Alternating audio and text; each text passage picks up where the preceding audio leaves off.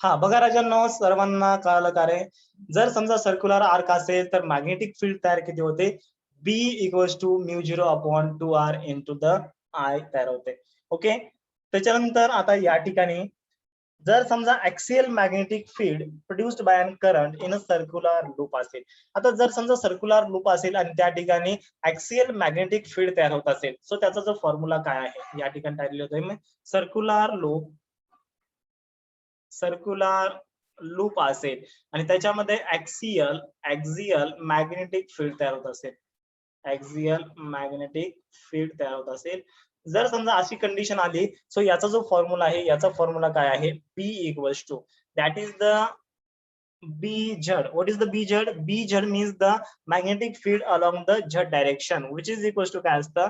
अरे आपण या ठिकाणी ऍक्सियल मॅग्नेटिक फील्ड तयार करत आहोत. म्हणजे समजा अशी या ठिकाणी सर्क्युलर लूप आहे आणि याच्यामधून काय होतंय, म्हणजे एक वायर आहे, सर्क्युलर वायर आहे, याच्यामधून समजा जर करंट पास होत असेल आणि मॅग्नेटिक फील्ड समजा जर आपण ऍक्सियल घेतली या ठिकाणी बी, आपण बी न इंडिकेट करत असतो, म्हणजे झेड डायरेक्शन आहे इथे लक्षामध्ये. सो झेड डायरेक्शनला मॅग्नेटिक फील्ड किती असते?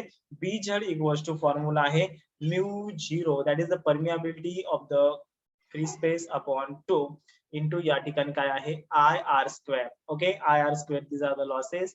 त्याच्यानंतर या ठिकाणी Z square plus R square, Z square plus R square raise to या ठिकाणी फॉर्म्युला आहे 3/2. So this is the magnetic field in the axial direction. कधी कधी समजा तुम्हाला काय म्हणतील, which of the following formula is correct for the magnetic field in the axial direction when the current flowing in the circular loop. तेव्हा formula काय असतो? BZ equals to mu 0 upon 2 IR square upon Z square plus R square raise to 3/2 असतो. Yes, चला ठीक आहे, all clear आहे.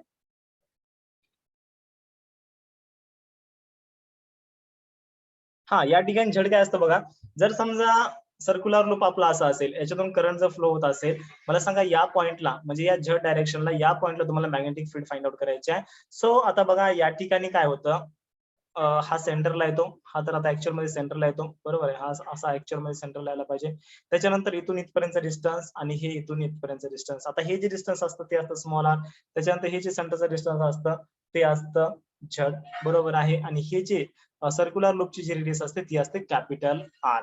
म्हणजे या ठिकाणी मी समजा पायथागोरसचा थेरम जर यूज केला तर या ठिकाणी काय येईल? Capital small R square equals to काय येणार आहे? Small R square equals to Z square plus capital R square. म्हणजे Z square plus capital R स्क्वेअरला मी स्मॉल आर स्क्वेअर लिहू शकतो. स्मॉल आर स्क्वेअर म्हणजे काय? या लूपचं आणि या पॉइंटचं, ज्या पॉइंटला आपण magnetic field strength find out करणार आहोत, मॅग्नेटिक फील्ड फाइंड आउट करणार आहोत, ते डिस्टन्स म्हणजे काय असतं? स्मॉल आर असतं. ओके, म्हणजे या ठिकाणी झेड म्हणजे काय आहे? ही सेंटरचं डिस्टन्स झेड आहे, म्हणजे हाईट आहे. ओके, इथे लक्षामध्ये. चला ठीक आहे, त्याच्यानंतर आता पुढचा आपण एक लॉ आहे तो स्टडी करणार आहोत, magnetic lines for a current loop. आता magnetic lines for a current loop, जर समजा करंट लूप असेल सो त्या ठिकाणी मॅग्नेटिक लाईन्स कशा पद्धतीने असतात हे आपल्याला स्टडी करायचंय आणि त्या ठिकाणी मॅग्नेटिक फील्ड तयार किती होते हे आपल्याला स्टडी करायचंय. ओके, सो टायटल येतो या ठिकाणी बघा, magnetic lines for a current loop. Magnetic lines for a current loop. Okay, so जर समजा अशा टाइपची कंडिशन असेल, आता या सगळ्या कंडिशन आहेत बरं, सगळ्या ठिकाणी तुम्हाला मॅग्नेटिक फील्ड फाइंड आउट करायचे आहे, म्हणजे वेगवेगळ्या कंडिशन. जर समजा आपल्याला ऍक्सियल ऍक्सिसला आपल्याला किंवा झेड ऍक्सिसला आपल्याला axial magnetic field find out करायचे असेल, सो BZ इक्वल्स टू हा फॉर्म्युला. त्याच्यानंतर जर समजा सर्क्युलर जी आपली वायर आहे, कंडक्टर वायर, ही सर्क्युलर आर्क टाइप असेल, बेंड झालेली असेल, तर या ठिकाणी फॉर्म्युला. त्याच्यानंतर स्ट्रेट लॉंग वायर असेल तर हा फॉर्म्युला. बायो सावर्टला आपल्याला काय सांगतो, जर समजा मॅग्नेटिक फील्ड फाइंड आउट करायचे असेल तर मेन जनरल फॉर्म्युला हा mu 0 upon 4 pi I dl sine theta upon R square. त्याच्यानंतर ह्या वेगवेगळ्या प्रकारच्या कंडिशन आहेत. ओके, जर समजा magnetic lines for current loop असं काही कंडिशन असेल, सो या ठिकाणी B इक्वल्स टू फॉर्म्युला आहे म्यू 0 इंटू NI अपॉन काय फॉर्म्युला आहे? 2R आहे. ओके, चला ठीक आहे. त्याच्यानंतर आता एम्पियर लॉ आपल्याला काय सांगतो बघा. एम्पियर लॉ म्हणजे असं काही स्टेटमेंट वगैरे तुम्हाला विचारणार नाहीत, काय असतो एम्पियर लॉ आपण डिस्कस करूया. एम्पियर्स लॉ, एम्पियर्स लॉ काय सांगतो बघा, the closed integration of the magnetic field and the area, okay, small area, the close integration of the magnetic field and the small area याचा जो dot product असतो which is equal to काय असतो राजांनो, μ0 into I असतो. Okay, so that is the close integration of the magnetic field and the area is directly proportional to the current असतो. यालाच म्हणायचं एम्पियर लॉ म्हणायचं. ओके, याच्यानंतर एक शेवटचा फॉर्म्युला आहे. काय फॉर्म्युला आहे बघा शेवटचा, magnetic field of a solenoid and a toroid. जर समजा सोलेनॉइड असेल, सोलेनॉइड म्हणजे काय असतो, yes what is the solenoid. आता सोलेनॉइडची तुम्हाला आता ही एक कंडिशनच आहे, मॅग्नेटिक फील्ड ऑफ, चला ठीक आहे रेड कलर मध्ये लिहितो. आता हे सोलेनॉइड आणि टोराइडची ही फॉर्म्युला महत्वाचे आहेत बरं, याच्यावर क्वेश्चन खूप वेळेस एक्झाम मध्ये विचारलेला आहे. सो या ठिकाणी बघा, मॅग्नेटिक फील्ड ऑफ सोलेनॉइड. ठीक आहे, याच्यामध्ये पहिल्यांदा आपण सोलेनॉइड डिस्कस करूया, स्मॉल ए सोलेनाइड. आता सोलेनाइड काय असतो, सोलेनाइड म्हणजे काहीच नसतं बघा, एक कंडक्टर असतो. कंडक्टरला जर समजा तुम्ही असं हिटर टाईप असं जर समजा टर्न मारले, त्याला नंबर ऑफ टर्न्स मारले, सो याला काय म्हणायचं, याला म्हणायचं सोलेनाइड म्हणायचं. ओके, ठीक आहे. समजा याच्यातून समजा तुम्ही जर करंट पास केलं, I amount of current pass केलं, सो त्याच्यामुळे मॅग्नेटिक फील्ड किती तयार होते हे जर समजा तुम्हाला विचारलं, so this is given by the what Ampere's law, that is the close integration of the B dot ds which is equals to काय असतं, μ0 into I असतो. ओके, सो याचं तुम्हाला काय करायचं, या सर्किटला अप्लाय करायचंय आणि तुम्हाला या ठिकाणी फायनल फॉर्म्युला ऑब्टेन करायचा आहे. सो याचा जो फायनल फॉर्म्युला आहे, याचा फायनल फॉर्म्युला आहे बघा, बी इक्वल्स टू, आणि हा फायनल फॉर्म्युला हा विचारू शकतो बरं, बी इक्वल्स टू काय आहे, μ0 into ni आहे. So this is the final formula. Okay, आलं लक्षामध्ये. तर या ठिकाणी मला सांगा आता बी काय रे, बी म्हणजे मॅग्नेटिक फील्ड असतं, μ0 म्हणजे काय असतं, μ0 इज द परमियाबिलिटी असतं. ओके, त्याच्यानंतर या ठिकाणी n म्हणजे काय आहे, n म्हणजे आहे number of, yes what is the n, n means the number of, yes what is the n, n म्हणजे नंबर ऑफ टर्न. ओके, आणि त्याच्यानंतर या ठिकाणी आय शब्द यूज केलेला आहे. आय म्हणजे काय असतो, net current coming out of the plane of the paper, that is the I. हा कॅपिटल आय म्हणजे करंट असतो, आणि हा जो स्मॉल आय असतो, small I is the net current coming out of the plane of the paper. Okay, चला ठीक आहे. जर समजा टोराइड असेल, आता टोराइड कसं असतं बघा, जर समजा टोराइड असेल, सो त्या ठिकाणी मॅग्नेटिक फील्ड इंटेन्सिटी किंवा magnetic field strength B equals to μ0 into या ठिकाणी small I into N. I small I हा करंटच आहे, but which is in the कोणत्या प्लेन मध्ये आहे, जो प्लेन या पेपरला कट करून बाहेर येतो त्या प्लेन मध्ये जो करंट असतो त्याला म्हणतो आपण आय म्हणतो, net current coming out of the plane of the paper, that is the small I. Okay, so B equals to μ0 in upon या ठिकाणी काय आहे 2 पाय कॅपिटल आर आहे. Yes, so these are the formulae. Okay, त्याच्यानंतर बघा या ठिकाणी आपला चॅप्टर एंड झालेला आहे. आता याच्यामध्ये महत्वाचे कोणते फॉर्म्युले आहेत तुम्हाला लक्षात ठेवायचे. सर्वात पहिल्यांदा हा फॉर्म लक्षात ठेवा, B equals to F upon QL. त्याच्यानंतर या ठिकाणी समजा स्ट्रेट वायर असेल आणि त्याच्यात तुम्हाला काय करायचंय, फोर्स फाइंड आउट करायचा असेल, मॅग्नेटिक फील्ड नाही, फोर्स फाइंड आउट करायचा असेल, मॅग्नेटिक फोर्स फाइंड आउट करायचा असेल तर I into L B. Arbitrary wire असेल तर फक्त काय करा, डीएल ला इंटिग्रेट करा, बाकी I L B, I into L B as it is, फक्त एल ला रिप्लेस केलंय इंटिग्रेशन ऑफ डीएल ला, म्हणजे एल ला रिप्लेस केलेला आहे डीएल ला. त्याच्यानंतर समजा क्लोज लूप असेल तर त्या ठिकाणी मॅग्नेटिक फोर्स काय असतो, close integration of the IDLE, म्हणजे आय इंटू एल बीच असतो. बरोबर आहे, आय आहे, हा डीएल असू द्या ना, काही फरक पडत नाही. ओके, पण शेवटी आय इंटू एल बीच आहे ना. या ठिकाणी क्लोज इंटिग्रेशन आपण घेतलेलं आहे, कारण की क्लोज सर्किट असल्यामुळे जर समजा युनिफॉर्म मॅग्नेटिक फील्ड असेल तर काय असतो, एफ एम काय असतो, म्हणजे मॅग्नेटिक फोर्स काय असतो, 0 असतो. त्याच्यानंतर मुव्हिंग कॉइल गॅल्व्हनोमीटर, याच्यामध्ये आपण डिफ्लेक्शनचा फॉर्म्युला बघितला. Deflection is proportional to the current, म्हणजे समजा तुम्ही करंट जर वाढवलं तर ऑफकोर्स यार त्या ठिकाणी मुव्हिंग कॉइल गॅल्व्हनोमीटरचं काय होणार आहे, डिफ्लेक्शन वाढणार आहे. सो या ठिकाणी phi is equal to N A B upon K into I.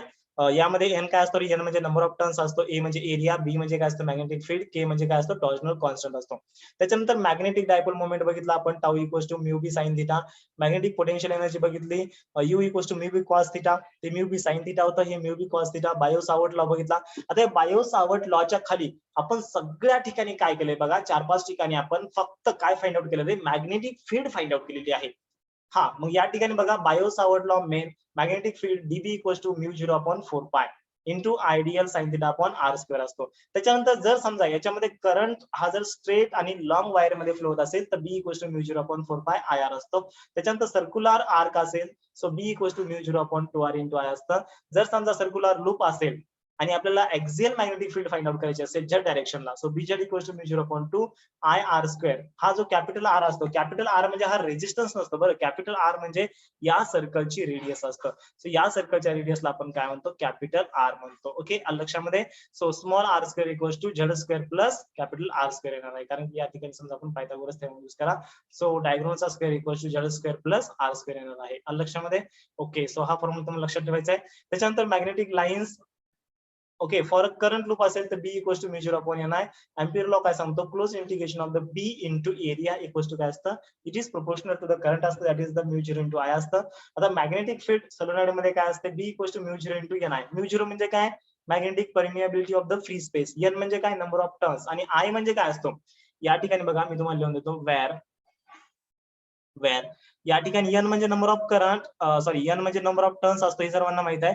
आता हे लिहून द्यायची गरज नाही, बट ठीक आहे. एन म्हणजे काय असतं, नंबर ऑफ टर्न्स. हा, त्याच्यानंतर मला सांगा, हा जो स्मॉल आय असतो, स्मॉल आय हा नेट करंट असतो, बरोबर आहे, नेट करंट असतो, but coming out of the plane of, coming out of the perpendicular to the plane of the paper असतो. ओके, त्याच्यानंतर टोराइड असेल तर B equals to mu 0 I N upon 2 pi R असतं, कारण की त्याचा circumference असतो त्या ठिकाणी. आलं लक्षामध्ये. चला ठीक आहे. सो या ठिकाणी आपला magnetic field due to the electric current, म्हणजे इलेक्ट्रिक करंटचा यूज करून आपण मॅग्नेटिक फील्ड तयार करतो. कशी तयार करतो, त्याचा अमाऊंट काय असतं, या 12 भानगडी आपण स्टडी केलेले आहेत. त्याच्यानंतर आपली मीटिंग रिस्पेक्टिव्ह टाइमला होईल, जॉईन करा सर्वांनी. ओके, आणि बाकीचे चॅप्टरचं रिव्हिजन करत चला. याचे व्हिडिओ मी ऑलरेडी सगळ्यांचे प्रोव्हाइड केलेले आहेत. ओके, चला ठीक आहे. Thank you, have a nice day, bye bye to all of you. इसमें किसी को कोई अडचण, कुणाला काही याच्यामध्ये अडचण आहे का, अडचण असेल तर विचारा.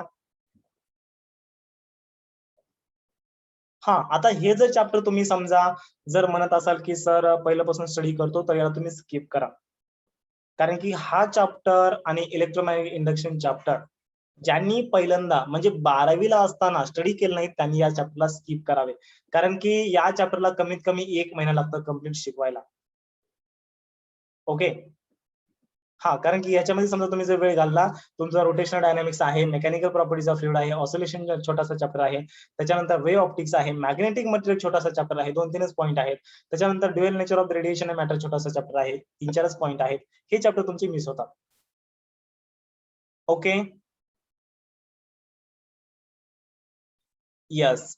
पीसीएम ग्रुप कोणाकोणाचा आहे मला एकदा सांगा बरं, पीसीएम ग्रुप, आणि तुमच्या परीक्षा कधी कधी आहेत, पीसीएम ग्रुपच्या परीक्षा कधी कधी आहेत. 20 तारखेला कोणाकोणाचा आहे, रेज युअर हँड.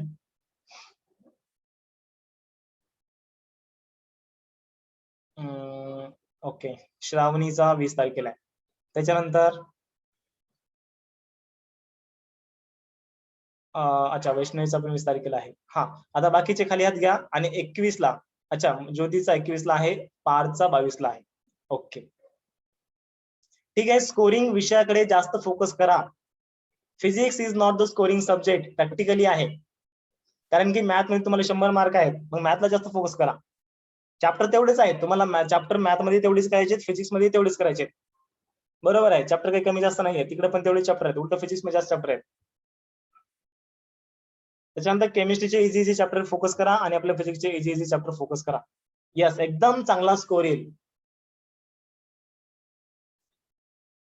हा हा, okay Parth, very good question. Sir फिजिक्सचे इम्पॉर्टंट चॅप्टर कोणते असतात एमएसटी सीईटी साठी, मीन्स हाय वेटेज चॅप्टर. हा, बघा पार्थ, या ठिकाणी बघा, जे हाय वेटेजचे चॅप्टर पण आहेत, आणि जे समजा इझी चॅप्टर आहेत, अशा चॅप्टरची मी तुम्हाला लिस्ट करून देतो. ओके, या ठिकाणी लिहून घ्या तुम्ही. सर्वात महत्वाचा चॅप्टर आपला रोटेशनल डायनामिक्स घ्या. रोटेशनल डायनामिक्स वर पहिल्यांदा जुन्या पेपरमध्ये 3-3 क्वेश्चन यायचे, म्हणजे 6 क्वेश्चन यायचे. सो रोटेशनल डायनामिक्स वर यावेळेस कमीत कमी 4 तर क्वेश्चन येतील. ओके, कमीत कमी, 5 बी येऊ शकतात, कमीत कमी 4 बी क्वेश्चन येऊ शकतात. त्याच्यानंतर आहे मेकॅनिकल प्रॉपर्टीज ऑफ फ्लुइड. आता हे पहिले 4 चॅप्टर इम्पॉर्टंट आहेत, कारण की बोर्ड एक्झाम मध्ये पण 7-7 मार्काला आहेत. ओके, सो याच्यापैकी 3 किंवा 4 क्वेश्चन येऊ शकतात. त्याच्यानंतर केटीजी आहे, केटीजी हा चॅप्टर खूप सोपा आहे बघा, केटीजी. ओके, याच्यावर बी जवळपास 3 क्वेश्चन येतील. हा, त्याच्यानंतर थर्मोडायनामिक्स. आता थर्मोडायनामिक्सचा मोस्ट ऑफ पार्ट कटल्यामुळे या ठिकाणी थर्मोडायनामिक्स वर 2 ते 3 क्वेश्चन येतील, बट चॅप्टर इझी आहे. त्याच्यानंतर ऑसिलेशन चॅप्टर आहे, ऑसिलेशन चॅप्टरवर 2 क्वेश्चन येतील. हा पण चॅप्टर एकदम इझी आहे. आणि हे बघा मॅग्नेटिक मटेरियल जो चॅप्टर आहे ना, मॅग्नेटिक मटेरियल हा 11th नंबरचा चॅप्टर आहे, तो मत करा. कारण की 2 ते 3 फॉर्म्युले आहेत. 2 ते 3 फॉर्म्युल्यावर तुम्हाला सगळ्या गोष्टी हे करायच्या. ओके, पीडीएफ तुम्हाला सेंड केली का मॅग्नेटिक मटेरियलची?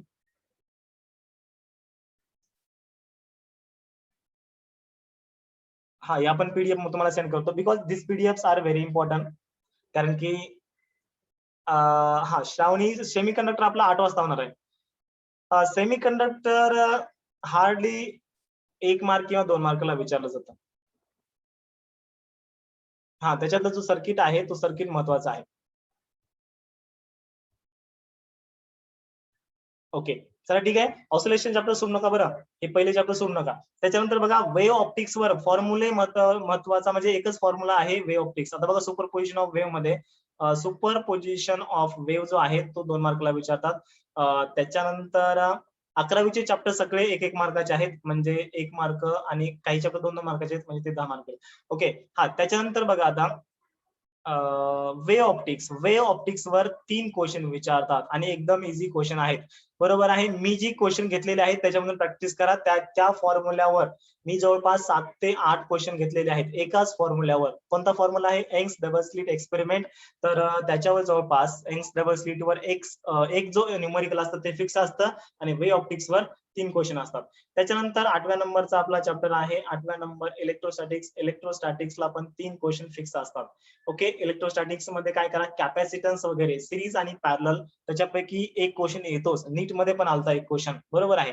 सो हा चॅप्टर 3 मार्काला आहे. त्याच्यानंतर आपला करंट इलेक्ट्रिसिटी मध्ये पण 4च पॉईंट आहेत बरं. करंट इलेक्ट्रिसिटी मध्ये 2 क्वेश्चन विचारतात. एकदम इझी चॅप्टर आहे करंट इलेक्ट्रिसिटी.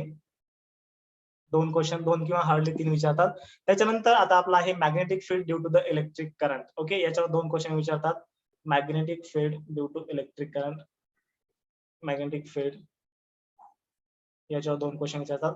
मॅग्नेटिक मटेरियल आपला 11 नंबरचा चॅप्टर आहे, याच्यावर एक क्वेश्चन फिक्स असतोच. ओके, मॅग्नेटिक मटेरियल एखाद्या वेळेस 2 विचारतात, बट चॅप्टर म्हणजे सिलेबस जास्त डिट झालेला आहे म्हणून मॅग्नेटिक मटेरियलवर एक क्वेश्चन असतो. आणि एक क्वेश्चन बघा, आता तुम्हाला वाटत असेल की फक्त सर एकच मार्क का, पण एक क्वेश्चन एकदम इझी असतो. 2च फॉर्म्युले आहेत, 2 फॉर्म्युले आणि 1 मार्क.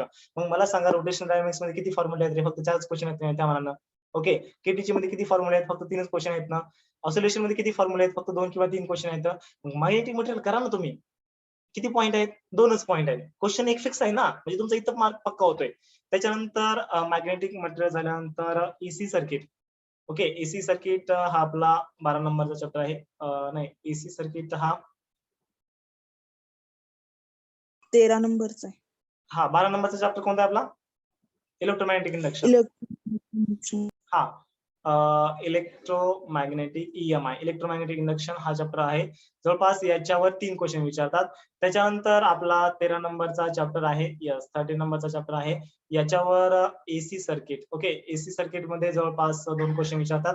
त्याच्यानंतर आपला 14 नंबरचा चॅप्टर आहे. 14 नंबरच्या चॅप्टरला सोडू नका. Dual nature of radiation and the matter. किती फॉर्म्युले आहेत रे? 2च फॉर्म्युले आहेत. ओके, आणि थेअरी याच्यावर जास्त क्वेश्चन विचारतात. So dual nature of radiation and matter हा जो चॅप्टर आहे याच्यावर 2 क्वेश्चन किंवा 1 क्वेश्चन विचारतात. 15 नंबरचा चॅप्टर आहे ऍटम, मॉलिक्युलर, न्यूक्लियर, याच्यावर 2 क्वेश्चन फिक्स असतात. त्याच्यानंतर 16 नंबरचा चॅप्टर आहे किती आहे? सेमीकंडक्टर 2 किंवा 1 क्वेश्चन असतो. ओके, सो हे झालं वेटेज. आता बघा याच्यापैकी जे महत्वाचं आहे, पहिला चॅप्टर सोडू नका, दुसरा चॅप्टर सोडू नका, तिसरा कधी कधी 4 मार्कला पण विचारला जाऊ शकतो. आणि थर्मोडायनामिक्सचा काही पार्ट रेट झालेला आहे, बट त्यांनी जर समजा विचार केला, कारण की बोर्ड मध्ये आपण 7 मार्क दिलेला आहे, जर समजा असं त्यांनी जर विचार केला तर हा चॅप्टर पण 3 ते 4 मार्क देऊ शकतात. ओके, चला ठीक आहे. याच्यानंतर काय करा, आपण याच्यानंतर कोणता चॅप्टर घेऊया?